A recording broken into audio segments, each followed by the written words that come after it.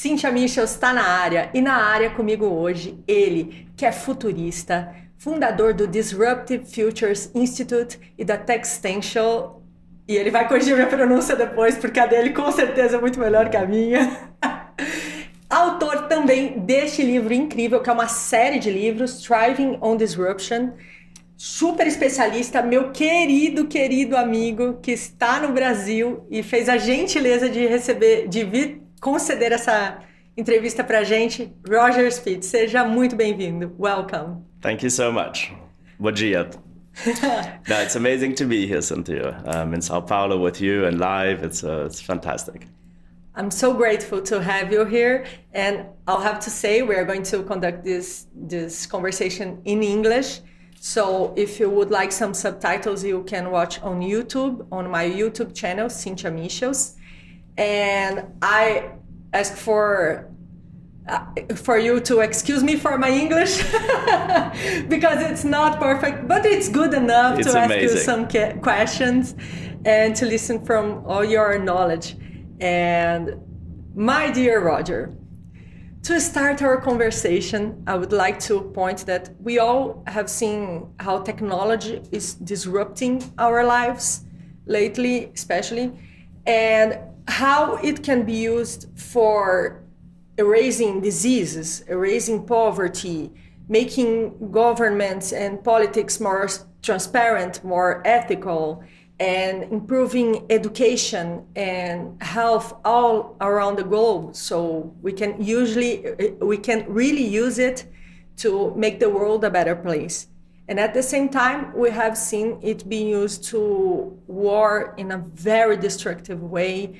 And not only wars itself, but in wars in information, wars in how to live, and how destructive it can be when it's not handled with wisdom. So for you, my dear friend, my dear futurist, my favorite futurist, my question is, are there any hopes for humanity? Yeah, it's really one of the sort of complex questions, right? I think they're different things. One is just on technology itself, like many of the complex problems or challenges, they have powers and they also can be destructive. And one of the things which in our world we find more and more difficult because we like shortcuts, we like simplifications, we tend to be quite polarized, unfortunately, for different reasons. We're not used to managing in our minds, in our policies, things that are layered, that are nuanced. And most of the complex things, such as technology, are full of paradoxes and tensions and incomprehensibilities. And so it's, as you say, it's neither the wonders of the world and the miracles, nor just absolutely terror. Much of it depends on how it's managed, how one thinks about it, how anticipatory we are, etc. So we can unpack the specifics around technology in a moment. And then to the more fundamental, broader question beyond technology, which is there hope for the world? So I like to think there is, for a number of reasons. And I would say I'm not an optimist by heart. I'm more of a stoicist. So I believe that it's good to have a kind of serene relationship with the realities of the world and the possibilities, and to kind of manage one's own expectations and to be surprised in a positive way and better prepared, rather than just unduly optimist. Having said all that, I am actually quite hopeful, but hopeful not if we allow the status quo to continue. It requires some changes. And I'm hopeful on different levels, which are actually quite philosophical to a degree. I love it. Bring them to us, please. So beyond just the stoicism, which I think is I guess a philosophy, but I treat it as kind of a mindset.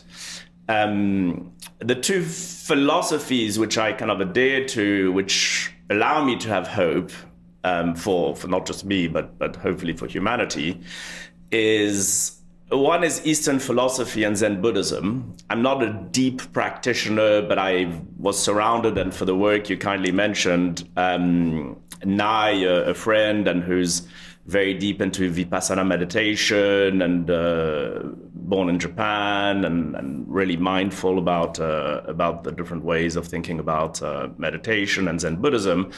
And there's a lot of things around Eastern philosophy, around beginner's mind, around accepting change and transience, around many aspects which in a way maybe the Western world is less good at. By being so surprised by change, you kind of put yourself in a corner and you're sort of slightly more going to go with the status quo.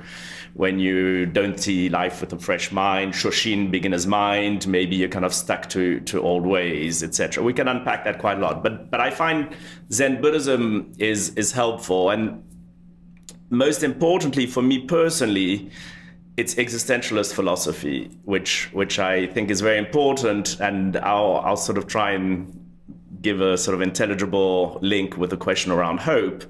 And existential philosophy is really, for me, the foundations is around, I guess, the turn of the 19th, 20th century with philosophers like Wittgenstein and Kierkegaard, and popularized by, characters like Jean-Paul Sartre and Simone de Beauvoir and others. And the foundations of existential philosophy. So existential philosophy, I think, is primarily looking at the question of freedom, agency, and choice of humanity. And in the question of freedom, agency, and choice, I think it's Jean-Paul Sartre in Existentialism as a Humanism coins the phrase or the term, which is we exist in the world and then create our beingness, create our essence. And effectively what he's saying is that the essence of what we are, what we create, what we become, follows our existence. So we exist in the world, and then we have the agency to create our beingness. And in a way, that means that things are not predetermined. And so disruption and change is actually a good thing, because if everything was predetermined, it means you'd have no hope, I guess, if things were not going well. So the current context you describe and we see every day in the world is not one of positiveness, of hope, but actually it's thanks to the possibility of change and transience and disruption and existential philosophy that we have the agency, the freedom, and the choice, or most of the world in some capacity, to create something ourselves and change. So the sort of short answer, I believe there should be hope, and I personally am hopeful because we have agency, and because as an existentialist philosopher, we exist and then create the essence. It's not as if the essence exists first and everything's predetermined and we have no choice because things happen. The trick with this agency is that it's not something that is just there and you just rely on things happening. Agency requires that you exercise that optionality. And that is where the status quo is dangerous, because unless you exercise that option of agency, things don't change. And then we can unpack, and I'm sure we'll talk about it, what do you need to change in a complex system that allows one to be more hopeful. But the how one does it is one thing, but can we be hopeful? The short answer in a very kind of circumvoluted way maybe is that yes, I think so, because fundamentally as humans, I believe we have freedom, agency, and choice. And if we exercise that agency and prepare to break with the status quo when things aren't going the way we feel they should, that is empowering, or should be.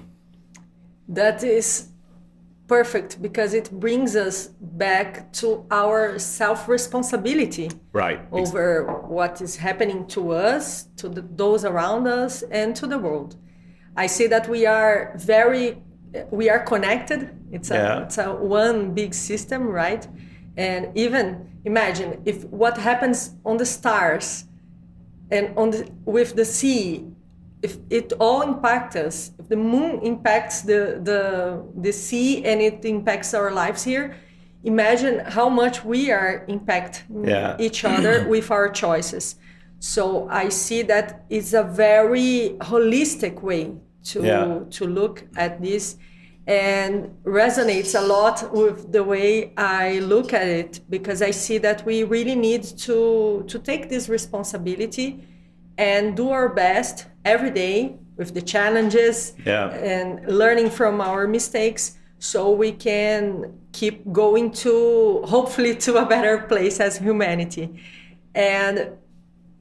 But it's the first time that, at least that we have documented, that we see such a disruptive moments happening one on top of the other. So you have on your book, you talk a lot about it, and you have many graphics that shows us that these disruptive moments would happen with more space, more time between them, and now we are seeing it on everyday, almost virtually everyday basis.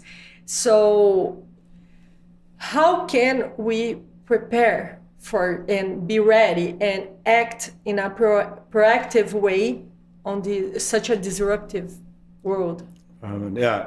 So there's some very good points you're raising there. I mean, the first one I want to touch upon, even though it's not your question, is the word you introduce around responsibility. And that is really an absolutely key pillar to existential philosophy. And it comes back to the point where you can't just have that option of freedom, agency, and choice. You need to kind of exercise it and do something about it. Agency is not just... And that responsibility is a heavy responsibility, because in a way, maybe it's easier to just delegate things to someone else, or to consider that there's fate or that things are predetermined. But actually, to consider that maybe and probably we have choices, that is a big responsibility. Because, so just want to kind of mention that. Then the question around, how much change is ongoing, how things are interconnected.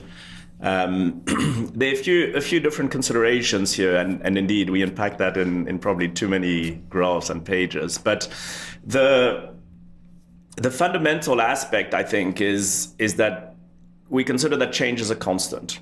So we don't adhere to the kind of disruption definition of Silicon Valley, which is slightly more narrow, which fits a very relevant purpose. So, Clayton Christensen, disruptive innovation, and it really is focused primarily around a product or technology, a market or a company. And you're finding a way of doing something differently, and we can define what it means. But it's quite a specific definition. And it's understandable, and you can define what is, according to Clayton Christensen, disruptive innovation, what isn't, and there's certain features that make it either disruptive or not. We use disruption in the sense of systemic disruption, in the sense of transience and constant change. In other words, there are a number of factors which are underlying drivers of change. And to your point, these factors are connected.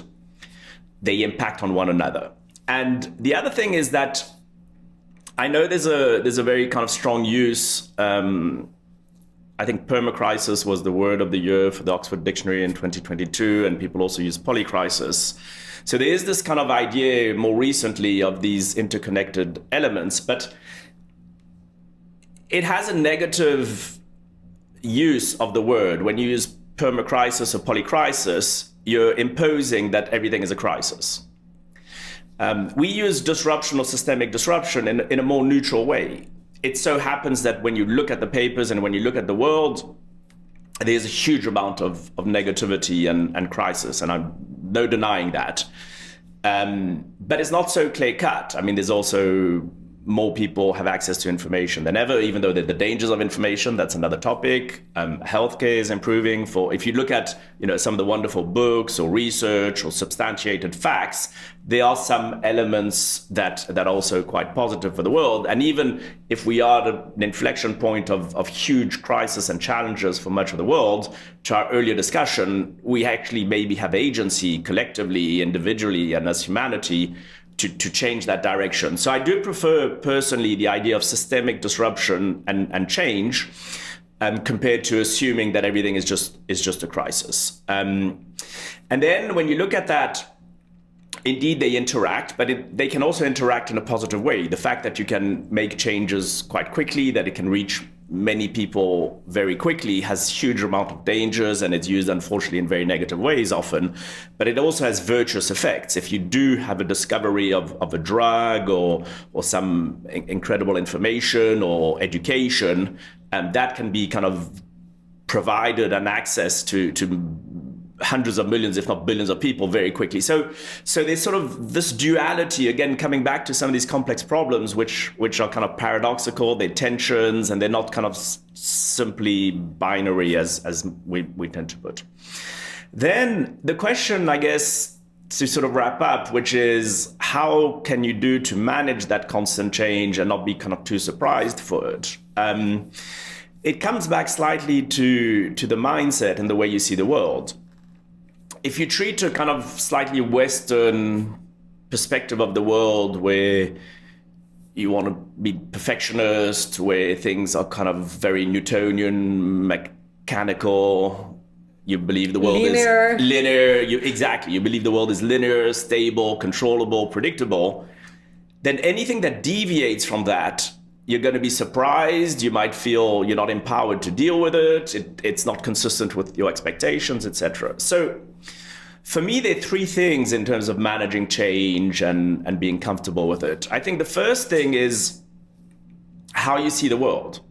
Effectively, how you see the world, and that's often driven by education, and we can impact, I know it's a topic very dear to you as well, we can unpack what that means and what one needs to do. I told you we would need like 10 hours podcast. I know. It's always amazing listening to you. But I know for sure. So the first element is, how do you see the world? And basically, if you see the world in a way which accepts that it's not linear, stable, and predictable, if you see it broader, deeper, longer time horizons, if you accept the interconnectivity of things and change, then you're probably going to prepare differently. So that brings you to the second point. If you prepare differently, the things that you can do that are virtuous and positive and have the agency for change, you can prepare and drive those in a positive way because you see the possibilities. And likewise, for the things that are very dangerous, that are very bad, that are very negative, you can better prepare to avoid the impact of those. So, I mean, the pandemic, the world saved a few $1 billion for something that was a very likely possibility that the humanity knew about. The world decided to save a few $1 billion, to be very short-sighted, to assume that it's just a 3% chance or whatever, so not to worry about it. And they saved those $1 billion, and they wasted trillions of dollars and tens of millions of lives. So, pandemic is just one of many examples. So you see the world differently. By seeing the world differently in a less kind of stable, linear, and that you're going to prepare differently for what you can prepare for. And then the third element is when shocks happen that you couldn't prepare for, you're likely to respond.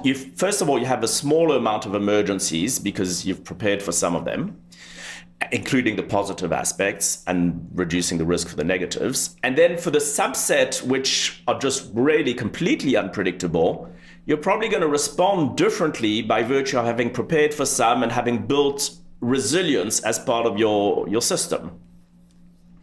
Resilience is a key word, right? Yeah. And it comes together also with the beginner's mind, right? 100%. Could you unpack a little bit of that for us? Yeah. So the biggest connection for me of what you've just said, which is the connection between Shoshin or beginner's mind and resilience, is that if you have beginner's mind and Shoshin, you're less reliant on assumptions of the way things are done, on the assumptions of the way the world is, what can be done, what can't be done, that it's linear and predictable and stable and controllable. So if you have that big beginner's mind, you're not closing off certain opportunities because you believe that they can't be done. Some may be very wonderful possibilities. And you're also accepting the multiplicity of the world, because you're not sort of saying, oh, that won't happen and we're fine. You're going to think, well, many things can happen. And therefore, if you accept that there's a broad set of possibilities of different natures, some good, some bad, well, you want to be able to react to those. It's only when you start narrowing the subset of what might happen or not happen or what you need to prepare for, that as soon as there's a change, you get frazzled and you're therefore not resilient. So in a way, resiliency is and beginner's mind, I think you're absolutely right. They really do go hand in hand, because you don't have that polluted preconception or assumption as to what may or may not happen. And that has been a big challenge for everyone, and especially I see for the companies, for business, because I see I talk a lot with HR friends, and they are always looking for how can we prepare our company leaders and CEOs also. But I see with HR a very challenging moment where they are like, how can we prepare and help our what's the word? It's not staff, it's employees, teams. Employees, thank you. Our teams, thank you. I was thinking in Portuguese. So how can we help our teams to operate on this new era of disruption? And at the same time that they have to think strategically, they are totally immersed on the operational part of the business. So do you see any different movements on this kind? Would you have any type of advice? How can they not to get... What I mean is, usually people go and do these wonderful talks and everybody gets very excited but very anxious at the same time, because you were like, okay, now how can I put this on practice? We still have bills to pay, we have people to manage, it's complicated. So what have you been seeing about it? How can we help who is on the front right now and listening to us and asking like, okay, it's good, I have to work the mindset, and it's a day-by-day work mindset. It's difficult. And is there any good examples that you could give to us of someone who is translating this to practice and that could inspire our HR friends and CEOs and leaders? Yeah. Listen, it's really tricky, because I agree with you, not to put a number on it, I have no idea, but I'm guessing that if not 95% or more of the world is still kind of behaving in a pretty, linear approach and making the assumptions they make. And one of the reasons I personally, in my own journey, moved from a more structured life and professional life. I was an investment banker. I was head of mergers and acquisitions for a bank, advising companies on strategy and all that. And little by little, I got more and more interested in the topics we're talking about. And the reason I moved to what I'm doing now, thinking more in a structured way about the future, thinking more about broader possibilities, how do you drive change, is precisely because I felt that much of our institutions, organizations, teams, countries were basically behaving in a way which, is assuming a stable, linear, and predictable world. Now, the problem with that is that I think the bigger the number of the uncertainties and the number of unknowns, the less predictable the world. So there's an inverse relationship between predictability on one hand and uncertainty.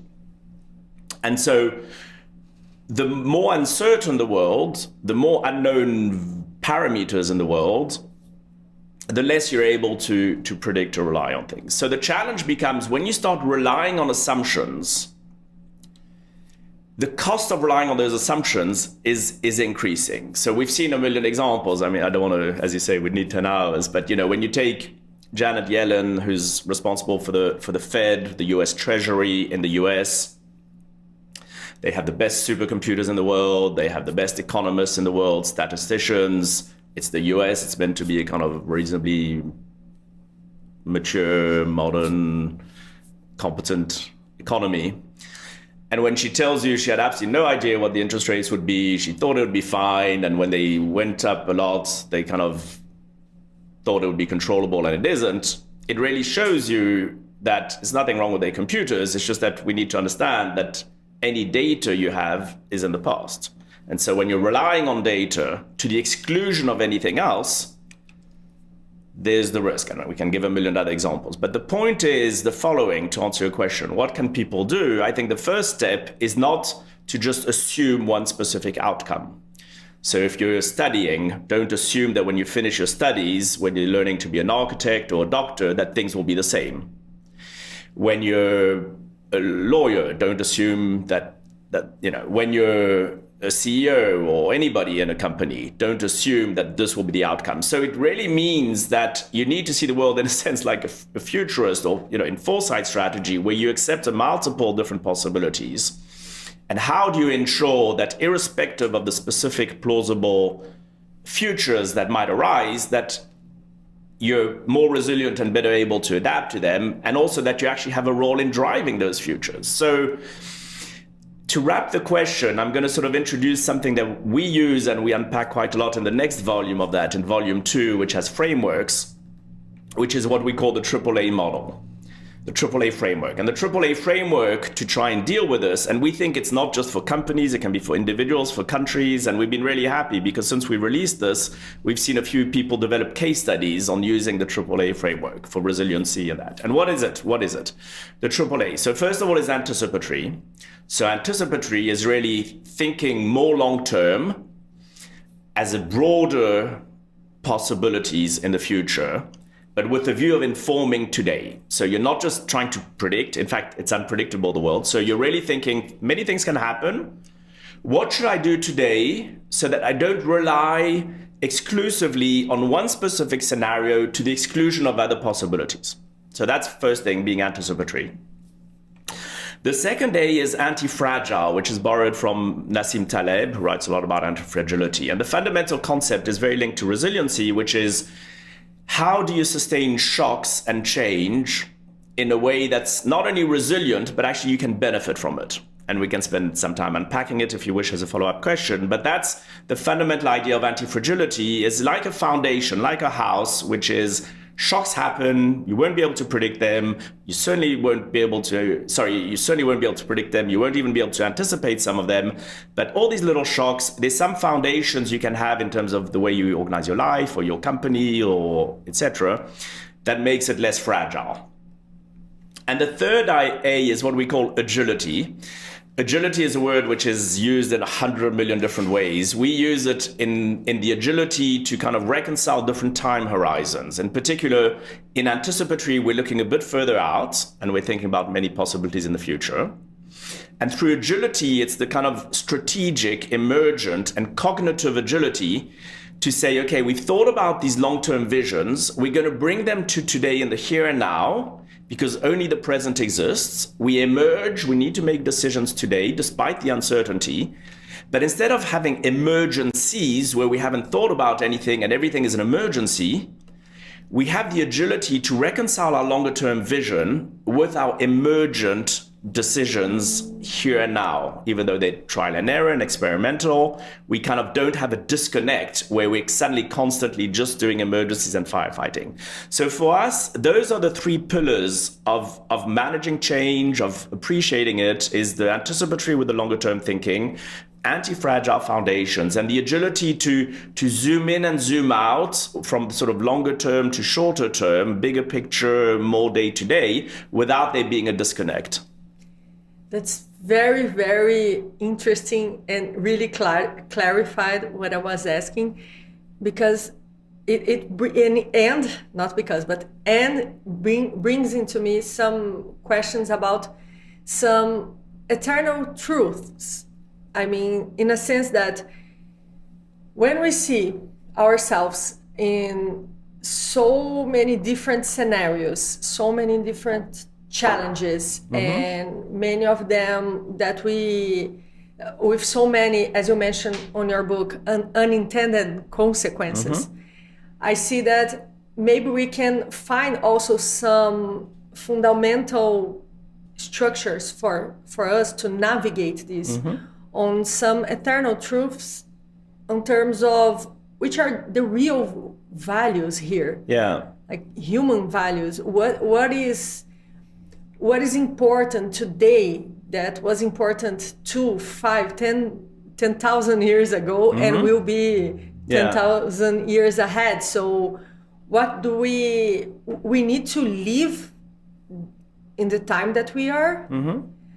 But I say that at the same time, we must be connected with some things that are timeless, because they are the ones that allow us to navigate any type of tides and type of sea that we see ahead.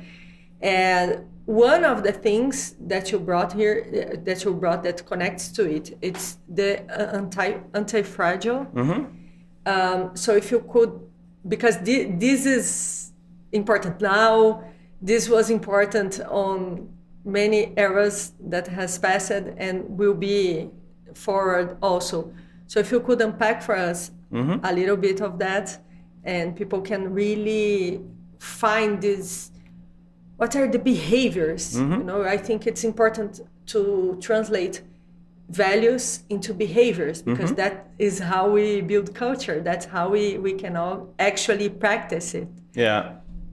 No, that's great. And so antifragility is a term which Nicholas Nassim Taleb came up with. He wrote a collection of 5 books, which is called Incerto, and one of them is Antifragility. And his language is clear, but he's a vivid character, and the books aren't always super easy to read from front to back, but it's worth doing so. And there's so much written about antifragility that, you know, you can either read summaries. He's also done summaries. He gives talks. In our own work, we try and unpack it as best we can, even though it's his work.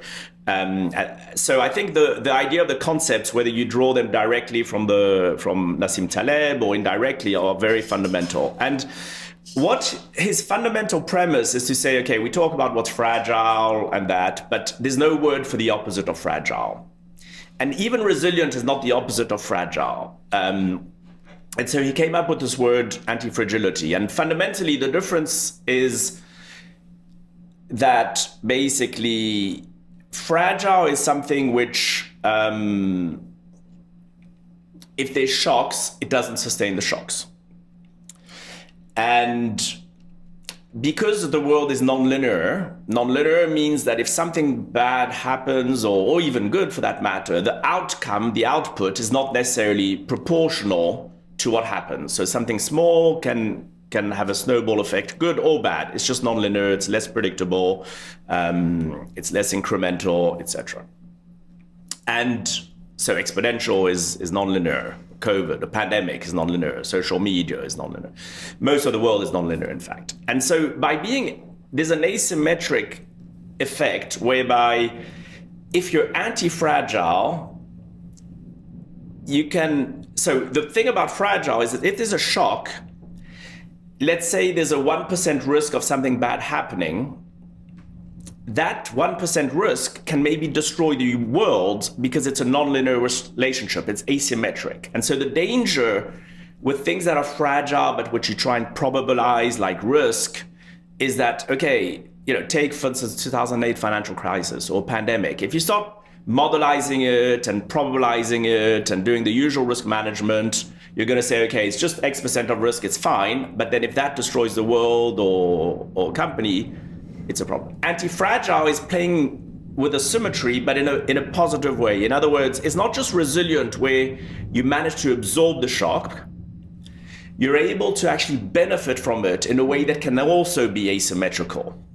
And that's why from a corporate perspective, a company like Google can become a trillion-dollar company, or even some initiatives for social good or social change can be anti-fragile. It's that asymmetrical nonlinear. The features of the one versus the other can be the following. For instance, decentralization versus centralization. So if something is centralized, there's a single point of failure which can make it fragile. If something is decentralized, you don't have that single point of failure. So let me give you a concrete example, which I think is fascinating. Take Starlink. Starlink is the constellation of Elon Musk. People hate him today. He's love, he's hate. It's fine, but it doesn't mean he doesn't have a reasonable good mind and some good things. So why is Starlink anti-fragile? When Russia invaded Ukraine, and the war started, Russia wanted to basically stop the communications across Ukraine because, for obvious reasons, that's a very strong thing. If you can stop Ukraine communicating and not only do whatever disinformation you want, but if you break down the communications, they can't manage even the army or anything. To do that, they successfully managed to break down the system of Viasat. Viasat is a big telecom operator. It's traditional. It's big satellite. It's used by many armies in the world. And basically, it's fragile, so it had a single point of failure. Starlink is a constellation of small decentralized satellites, which basically, the long story short, is you don't have a single point of failure. It's resilient. You can try and try and try. Somehow it's fine. Maybe it's not perfectly efficient. Maybe it's not as good as a conventional satellite. But the point is that a number of features mean that actually it's even more than resilient. So much so that when Starlink started being used in that context, the US Army started making sure that all their future systems were more Starlink than Viasat. And China started looking at how do they manage to get rid of a system like that and to make sure that. So that's a good example and a feature of kind of fragility and that. And the way I see it is that it's more like a foundation. In other words, there's certain things that are fragile and certain things that are anti-fragile. You talked about, you didn't use the word alignment, but you talked about the, doing good or responsibility and that. And so, for instance, one of the big themes of Nassim Taleb, which is a huge theme, which he calls, it's actually an entire book of the Inserto collection, but it's linked to antifragility, which is the skin in the game. So when you have basically governments, when you have basically leadership teams that are incentivized for certain outcomes, but don't have a skin in the game if something goes wrong, that is fragile, basically. And unfortunately, most of the governance and incentive structures are fragile. And we know that incentives determine the outcomes. So in the US, with the opioids and the Sackler family, basically the incentives were only driving towards maximum sales, maximum value of the company, etc. The negative externalities of a few hundred million deaths, of bribing and corrupting the FDA and all these things, basically, no one had skin in the game. At the end of the day, almost no one, I think today, has gone to jail. The company itself is going through litigation, but no one's gone to jail for that. And so that is basically, if in the systems you don't have skin in the game, you don't have that responsibility, you're only incentivized for things that are positive, things can go wrong easily because they're centralized, things can go wrong easily because of different things. So these are all examples. And maybe just one final note is that typically what you have for antifragility is that you welcome errors and mistakes because you learn from them. It's emergent, it's feedback loops. So you're constantly trying new things because you don't have a predetermined view of what will work. So instead of doing the best lab in the world that's going to take 3 years and cost $400 million, you're constantly doing small little experiments. You're testing, you have feedback loops, it's emergent. And you're learning from all these errors. And so when something wrong happens, it's fine because it's actually strengthening the system. It's building antibodies. The danger of fragility is that you're relying on that assumed version of the world. So you're making assumptions about the world. It's wrongly incentivized. You don't have skin in the game. It's asymmetrical. You're trying to kind of modelize risk through big Excels that doesn't reduce any risk. You know, the fact that you don't see the risk, or that you have it in a big Excel machine and rationalize it, or that the risk is small because it's nonlinear and asymmetrical, etc. So it's all these ideas that kind of contrast fragility with anti-fragility.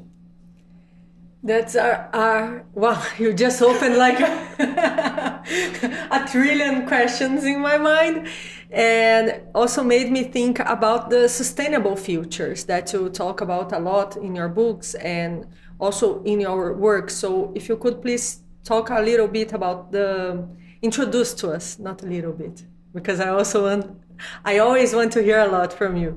But to explain a little bit more about the Disruptive Futures Institute and Textential, and what is the work that you do, and how can we build sustainable futures from all these great frameworks that you are bringing to us, and what else can we add to it?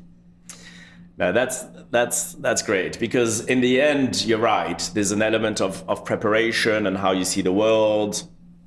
But ultimately, what you want to do is, how do you drive the change to make the world kind of sustainable? And what does that mean? How do you effect change as well in a virtuous way? So maybe just to introduce the organizations, Textential is a play on the word technology and existential.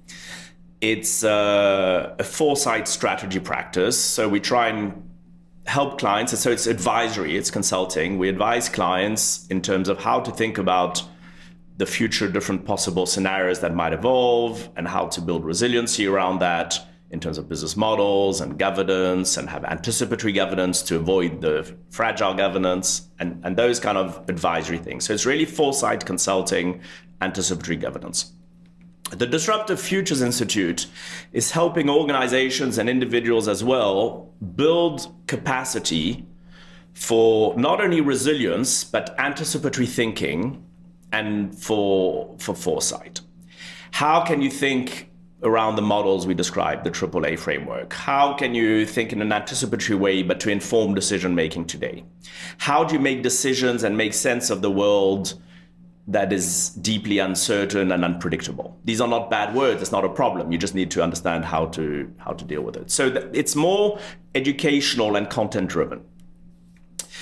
Recently, I spent a bit of time with the World Economic Forum, and they were kind enough to publish an article of mine where I talk about 4 levers for change to drive change through complex systems. And I think it will answer in a way your question as to how we can, build or drive sustainable futures. So a few kind of initial thoughts. Futures, I use it in the sense of it could be anything, and it's just not this minute, but thinking ahead. So, I have sorry to interrupt, but I have a mentor who says, Cynthia, the future are 3 dots to infinity. Like anything can... Thank you.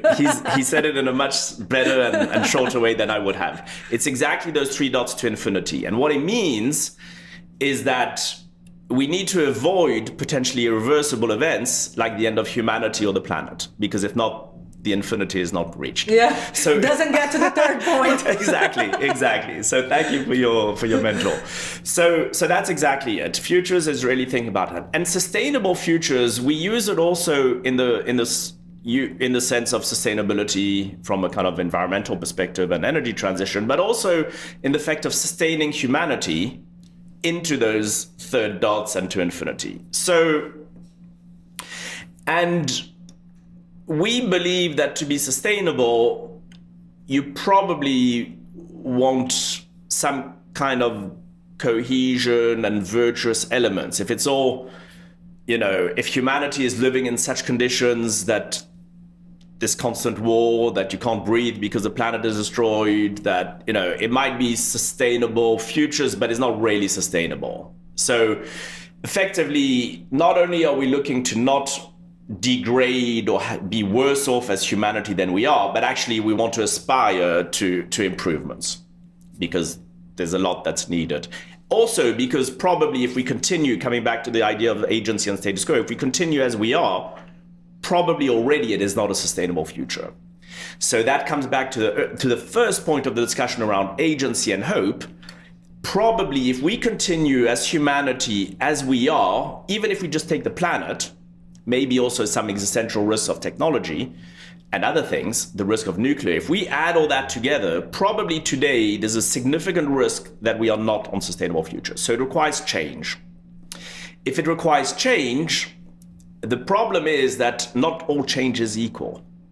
Well, the problem and the opportunity. Therefore, it's not enough to break the status quo. You need to think about how to make change effective.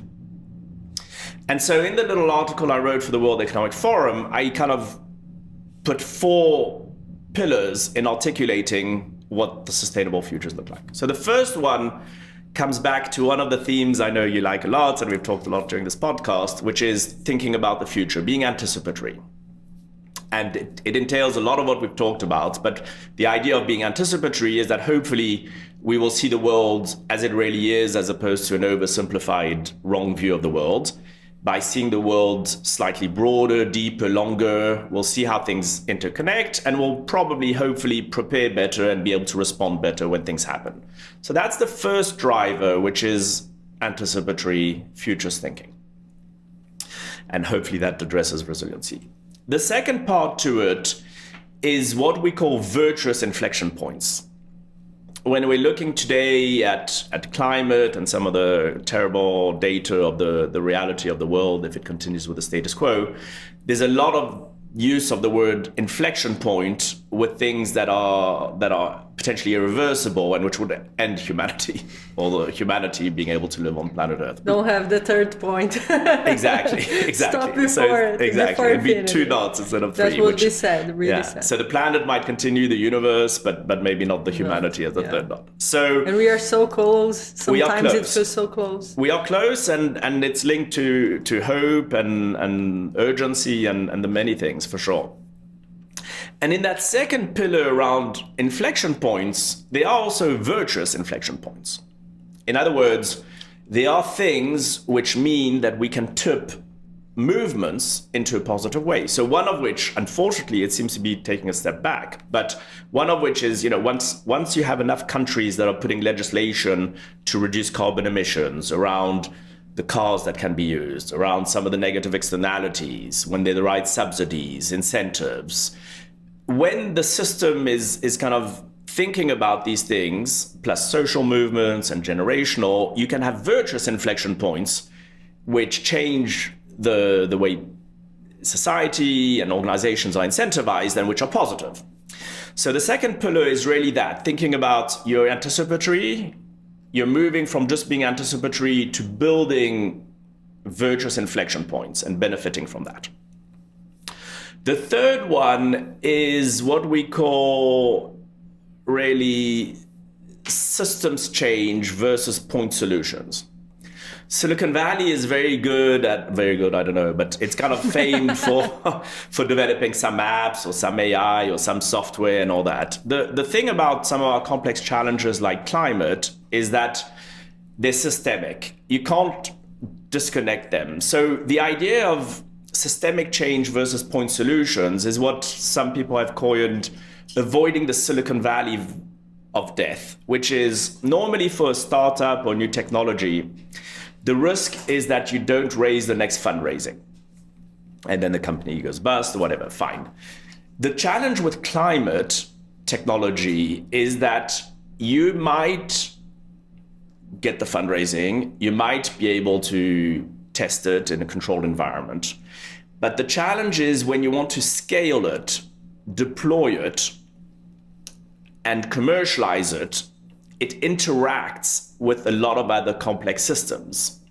And it's no longer just that app or software. And so the idea of the third pillar, to make sure it's systems change versus just a point solution, is that, if you take a city or smart cities, is that when you scale, deploy it, commercialize it in the complex real world, that it basically can interact in an efficient effective way with the rest, which is different from just having a lot of people that are prepared to buy an app. So that's the third piece. Point solutions are bad. You need to think systemically. And the fourth one is, if you think systemically, you need to understand what the drivers for change are most effective. And so here there's some wonderful work from people like Donella Meadows, who looks at how do you drive change in a system. And to keep it simple and short, basically, there are different levers that are more effective or less effective in driving change for a system. Unfortunately, the most effective ones are the hardest ones. It's often the case. And the most effective one, and that's why you and I both share this significant interest for education, is actually education. So education, mindsets, assumptions, how you see the world are the most effective, but also probably most difficult lever to drive change. It starts in the school, in the playground, with your daughter Vivi and others, all the way to the boardroom. It's not just a school thing. So the first one is education, and then you have structures, and then you have patterns. So structures are tax, legislation, incentives. Those drive the outcomes. We talked about some of the fragile incentives with Skin in the Game with Nassim Taleb. So, and then the patterns and trends is seeing how you monitor those changes you've made around tax or subsidies or whatever it is, how you've changed the structures, and you monitor them with feedback loops to see actually whether they're effective or not. And if they're effective, you continue, it's good. If they're not effective, if they're negative externalities or unexpected, then you mitigate them and you change. And so the idea is that to drive change, you need the right mindset, assumptions, education. You need the patterns and the trends that are monitored. In the middle, you need the structures that are adjusted to have the right governance systems, incentives, etc. And then all the rest, the greenwashing, the news, the press, the strategy, the buzzwords, unfortunately, it's what 80% of the people talk about, but they are just really not effective to drive change. So the four things to wrap up, which we see as helping for sustainable futures, is one, anticipatory thinking. Two, it's virtuous inflection points or tipping points. I love that. Virtuous inflection points. I think to have the positive, and it's a real thing. It works both ways. It's, not just negative. And the third one is really that systems change versus point solutions. So to avoid the Silicon Valley of death. And the fourth one is systems change itself. How do you drive change through the system? Sounds like a plan. I know. We should. It sounds like a good idea. I know. Yeah, that gives me hope. That gives me hope. Every time we can see something that is more structured in fundamental pillars in a good way, it gives me hope that we can make the change. And it all starts with ourselves. It starts the way we see the world, which are our values, which are what are we doing to change it, right? Because we cannot, it's easy to listen to all of this, and you were giving us a huge lesson, amazing. And just to think, okay, but it sounds like too much, maybe someone will do it. So I would like to remind everyone who is listening that the someone are us. We need to do it. And that happens also with the way we receive, we create and we receive the innovations that are being created. And I see that there is a lot of buzz around new technologies, almost like sometimes it feels like humanity puts technology in a pedestal. Yeah. Like as if it's bigger and more important and more advanced than our human technology. And also, instead of using it to provide a better quality of life, just goes with it, and sometimes even in a vicious way, like even in as becoming slaves to the technology. And that is very, very sad and should be better addressed, I think, in our society. So to talk a little bit about the technologies that are changing our everyday lives, what do you see that you think it's overrated in terms of technology and what is underrated that we should pay more attention? Yeah, no, it's a good question. I'm going to make one or two kind of side comments before diving in, if you allow me. Any comments? On the idea earlier when you mentioned, we all individually have a role, I completely agree, we do. At the same time, I feel, really, saddened or whatever. I don't want to be kind of frivolous, but a lot of the individuals in the world are kind of struggling day to day just to kind of survive and that. And you have institutions, you have governments, you have institutions, you have organizations, and they, behind that, and that's where you're absolutely right, and a lot of your listeners will be constituents and individuals who are involved with those organizations. So you're absolutely right. I think, and it's a distinction between society at large versus those which can influence the system. And so the individual responsibility, I 200% agree with you, and my guess is that most, if not all of your listeners fall within the constituents who can drive change and who are responsible through their being constituents to this.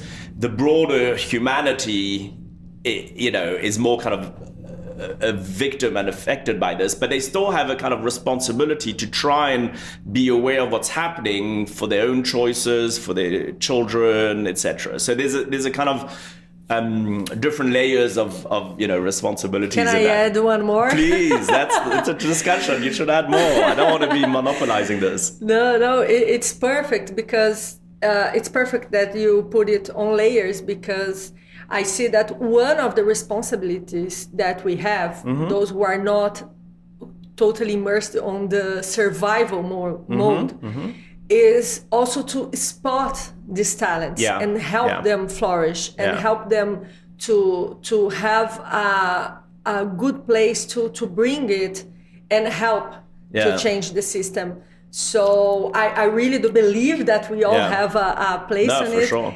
And as you said, not all are maybe available. I don't know if it's the best word, but right now they need to survive. That's number one concern.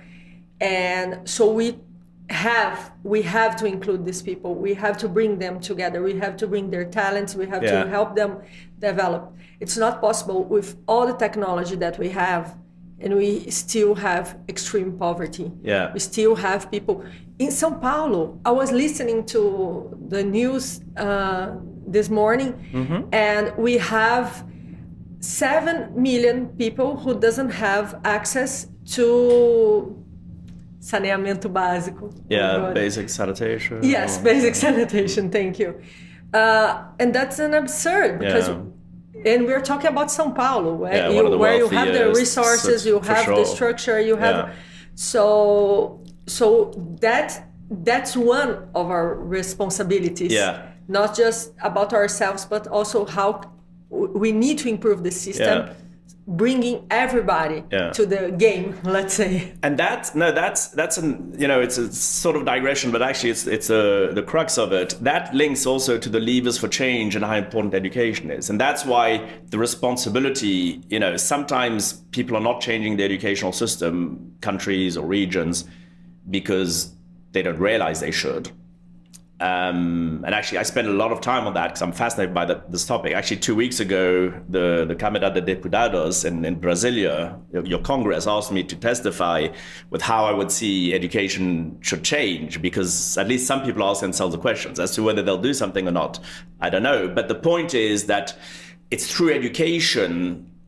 People are responsible for designing education, and education is failing so many people, which is more likely that they'll continue to be trapped in the system, which is outside of their control. And so education has a huge role in everything you've just talked about, of course, and you're well aware that the many discussions we've had over the years on that.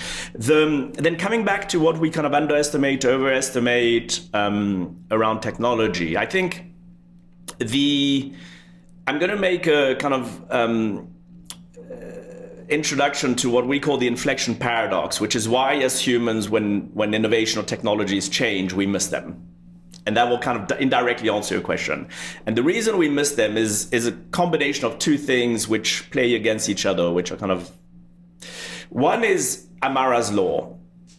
Amara's law states that you tend to overemphasize, over-index the power of a technology or new innovation at the beginning, but underestimate its impact longer term.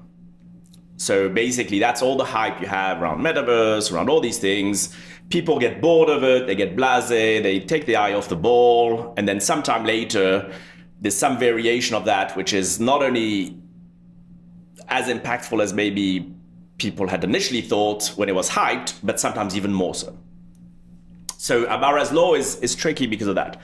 And then you have the exponentiality, which has a kind of paradox relationship with that, because exponentiality at the beginning, change is barely discernible. You don't notice it.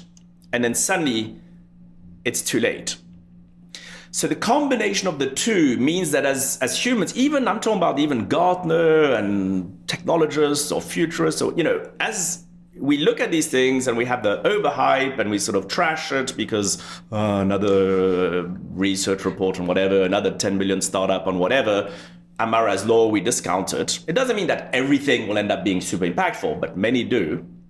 And then the other things that are happening on the fringe, on the edge, early stage, but that are exponential, we don't notice because they're barely discernible. The combination of the two is what we call the inflection paradox, which means you miss things.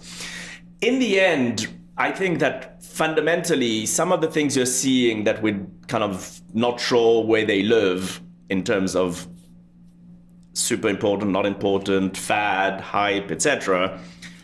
We should science facts, science fiction. I love that you talk about it. Yeah, well, science fiction is a good way of thinking about that, better than the some of the other frameworks for sure, and we can talk about it. But I think some of the things we're seeing are probably slightly being underestimated. Take metaverse. I'm personally not a big metaverse hype person. I try not to be too hyped on anything, but and I have dear friends, for instance, Kathy Hackle, who actually wrote the intro yes. for that, who's the goddess of the metaverse, and who's much more knowledgeable than me. But you have this spectrum of people who discredit her, to etc. And the thing I think is very important with something like metaverse is that you shouldn't worry too much about what it's called, what the timing is, what the specific impact is, whether the goggles cost whatever. You should understand that the thing to look at is that everything that can be virtualized, digitized, decentralized, cognified, and automated will be. And as part of that, there's an element where immersion, if you can digitize feelings, smell, touch, if you can start having experiences which are immersive, it doesn't really matter what it's called or what that is the direction. If you realize that today, there's a big percentage of the world that is already spending billions and billions of dollars every day on digital things and immersive experiences. If you think about how much time people are spending in the digital environment, that is probably not going away.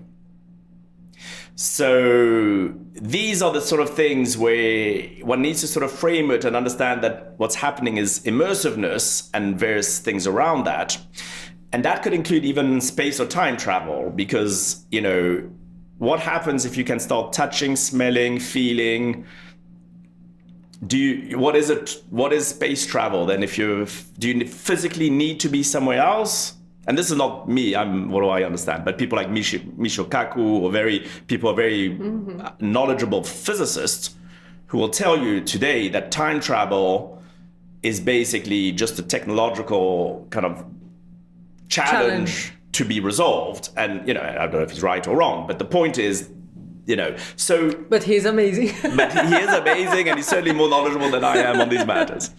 And not to mention in the context of quantum physics, what that means for time, space, the duality of existence, etc. So immersiveness is one, which you both, again, the paradoxes and tensions, we are both underestimating it and overestimating it at the same time, I think. And I think AI is another one. I don't think it matters personally to think about whether there'll be singularity, what is the exact date, whether AI can be exactly like the brain. I think what humanity has to understand is that AI will continue to learn probably and will continue to move on the decision-making value chain. And the outcomes and outputs will be akin to decisions being made by a human brain. Whether it understands it or not, humans are delegating the authority to machines to make those decisions. By doing so, humans are descaling and being less able to make sense of our complex environment and to make decisions in those environments. And therefore, the direction is that AI will continue to be more human-like because humans are accepting to be more machine-like. And so you have the paradox where at the same time you're underestimating and overestimating AI. And I think the danger is the false narratives and red herrings around specific, will it extinguish humanity? What is the date of singularity where computers might whatever? Will it happen? These are the wrong questions. The question is, we are allowing brains or machines to make decisions that are more and more up the value chain. We are delegating that authority. We are not adjusting education systems to allow us to make sense of our complex world as it really is. By doing so, we're forced to delegate decisions to machines and lack less and less understanding it. And therefore, the dangers then become more than existential extinction of humanity, that we become the movie, what's that amazing movie called? Very distressing, but Idiocracy, where humanity wakes up a few thousand years later and is not very bright. Yeah, we are kind of giving away our free will to the machines. That is extremely dangerous. That is something not desirable at all. I see the first episode of this podcast was with Thais, that you've met once in Silicon Valley. Mm-hmm. We had a wonderful brunch with Emilia and Thais and Vivi. Mm-hmm. And the question I chose to her was exactly, are we becoming robots? Yeah. That was the question. Yeah. And she's a psychologist. And we are talking about how we need to ritualize more our lives so we don't robotize it, don't be so automatic. Yes, we need to be, of course, some things need to be automatic, because otherwise we wouldn't be able to be having these conversations, right? Like my lungs are breathing, yours too, and this type of things. But how we need to create, not give away our free will, and actually create conscious moments. Yeah. And to build the boundaries before it is too late, because we can have an amazing future ahead, a brilliant future.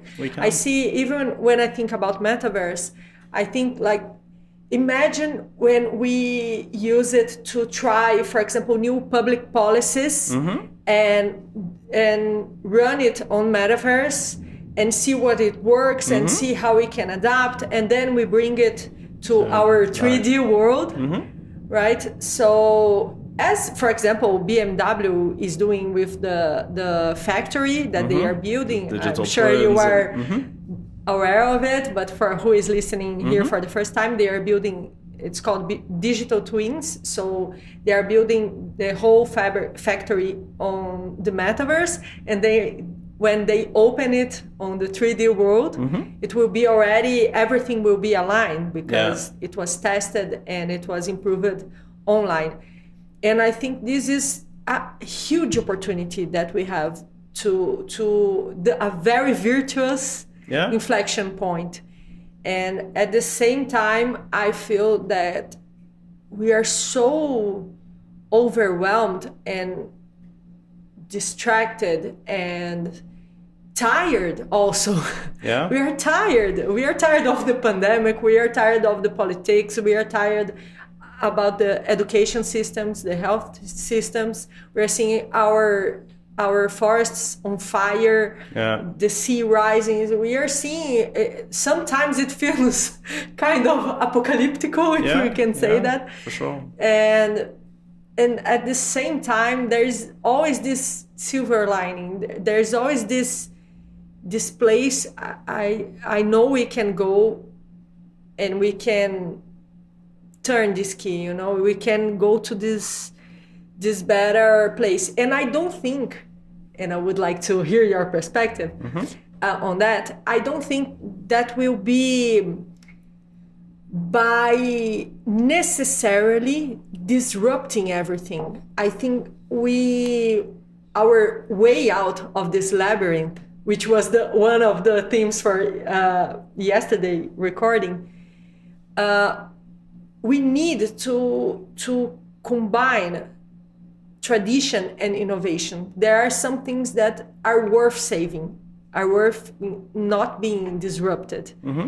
And what is your perspective on that? Have you seen this, or are we disrupting in a too accelerated way that we are not saving what should be preserved? Yeah.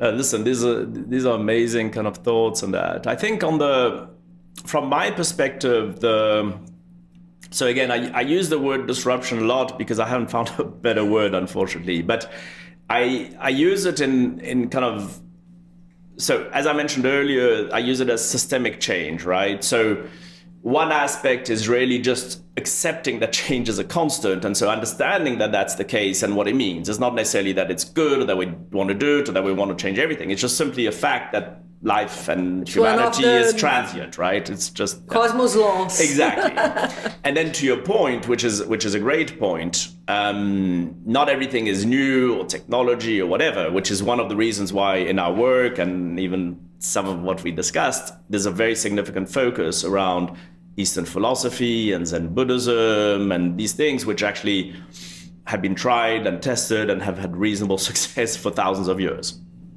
So I completely agree with all of that.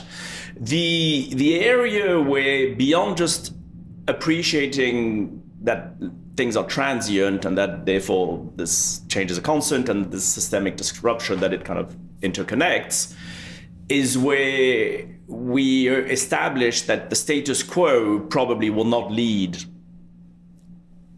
to the hope and the possibilities or even the sustainable future. So we can't have the status quo, and therefore we need to have something that's different. And it's interesting because my next book, which I'm writing, is called Disrupt with Impact.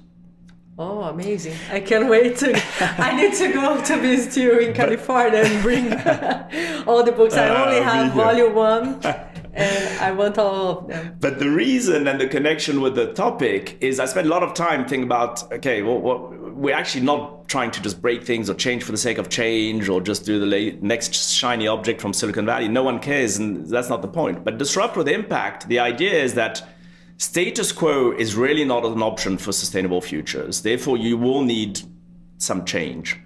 But those changes need to be impactful. And so when it comes to things that are virtuous, like positive change, like climate, then it's fine. But even then, you need it to be effective. Not everything is effective, even if it's well-intentioned. So you have several things. You don't want just innovation to break things for the sake of it. I mean, the status quo isn't an option. So there's some things that need to be changed. They need to be changed in a way that's effective. And then there's a subset of those changes, because some are unrelated to innovation or technology. Some are just having the right incentives, the right education. But some of them can be, because when there's urgency like climate and that, you need all hands on deck. So you can't rely on just education. Unfortunately, that's not really happening enough. You can't rely on just tax or subsidies. You can't rely on just... So there's a subset where innovation and technology can play a role, but it needs to be disruption with what we call disruption with impact. In other words, it needs to be virtuous and effective. That's what we want and we wish for the world. And that depends a lot on us. That depends on the people who are building it. And we see now we have many different, it's such a particular time we are living, right? And we have different generations that are working together, that are building the future together.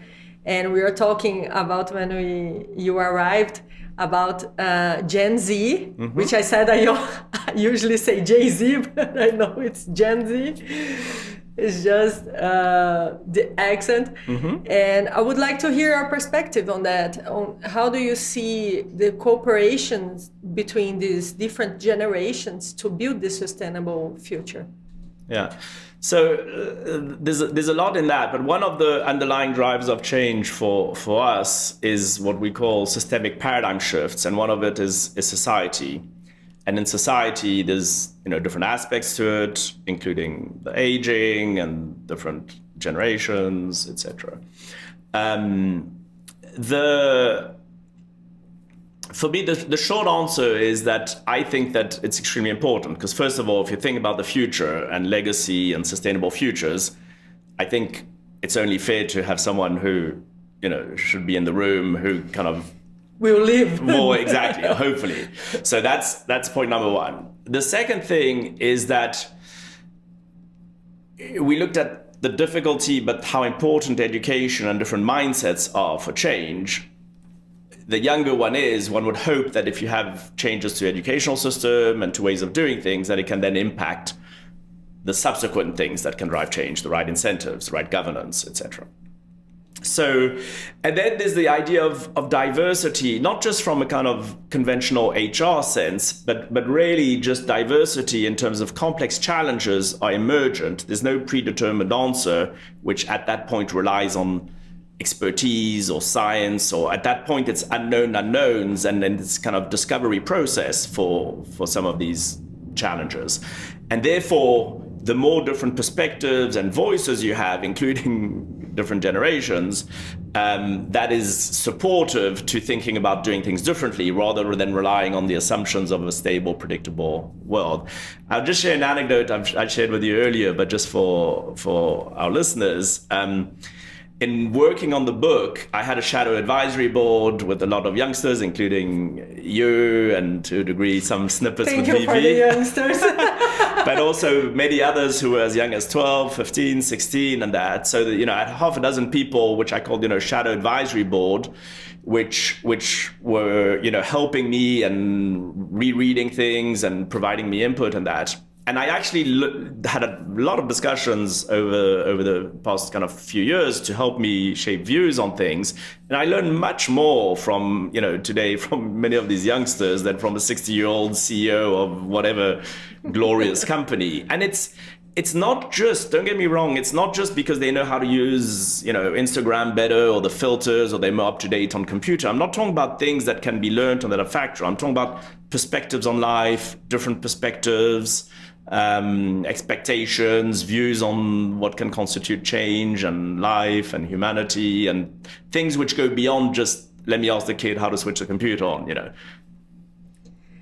Oh my goodness, I can't believe it's time for us to wrap up, which is really, I'm really grateful and at the same time kind of sad because I would talk to you about longevity and future of work and many, many other perspectives. So next time you're in Brazil, please, sure. Let's make sure we make a second round of it. And traditionally here we close with our beginning question, so we can wrap it up after going deep into the matters. So I would like to hear your synthesis into, are there any hopes for humanity? So I'll start with something that allows you to have that as a final minute or two, which is first, thanks so much to have you. You're a dear friend. You've helped me a lot thinking about these things, and this is really a very rich conversation. I need to launch my own podcast so I can have your thoughts and benefit from all of that. In terms of the question, I think this, the short answer is yes, there should be hope if we are willing to exercise our kind of agency. I think there's enough clarity in the world as to what constitute the right kind of change. The things I'm talking about, we try and unpack them and I try and think about them. Most of them are not my ideas. Most of them are not new. Most of them are quite well known. We try and help educate the world, share the message, connect the dots, and we think we do an okay job with that, but there's nothing revolutionary. So the world knows, decision makers to a degree, not every aspect of it, but have a sense of things that can be helpful or detrimental to what's required. And I think that is really the biggest challenge, is that if it is not changing for a lot of it, not for everything, some of it is ignorance, to be honest. Education and these things are people are just not aware of how important it is to change. So I don't want to, but there are enough people who understand how incentives and governance structures tick, how to manipulate society, how to manipulate certain short, hot button outcomes for political, commercial, or policy gains. And that is the aspect which gives me less hope, because those decision makers have a reasonable sense of what could or should be done to change things. The hope aspect is, I think, at two levels. One is for the younger generations, because they are growing more and more in terms of influence and relative size of the total decision makers, workforce, governance bodies, and that. So if they are cabled in a different way that's more favorable, over time that can be helpful. And some of the challenges are more urgent than allowing for that hope for, and so the next element of hope is those many, many people in the world who can have an influence and who are just not aware of all these. But if they were aware, that would do things differently.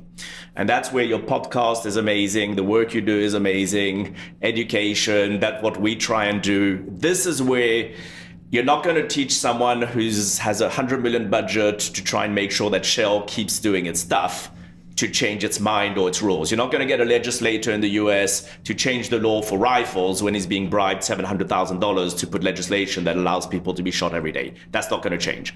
But not everybody is as bad as that. Many people are just not aware of some of the things we're talking about. And so the more we democratize an understanding of things that, not just the things that matter, but what can be done about it and the implications and how things connect, that is where I'm trying to be hopeful. Perfect. Oh my goodness. Thank you again. It's always a pleasure. You are always welcome here in Brazil. And for me, it's an honor also to be able to share more of your work, because I really admire it and I really recommend it. So everybody who is listening, follow Roger. On the description of the video, you are going to have all his social medias and address where you can buy his amazing book. And as I go to California, bring new ones and go reading them, you can come, we can talk about each of them, for sure. Which are amazing and a huge contribution to this change. And that gives me hope too. Thank you again. E obrigada a todos vocês que acompanharam a nossa conversa até aqui. Curtam, compartilhem, indiquem para os amigos, porque juntos nós podemos empreender, podemos inovar e podemos transformar o mundo para melhor. Muito obrigada e até o próximo episódio. Thank you. Was it okay?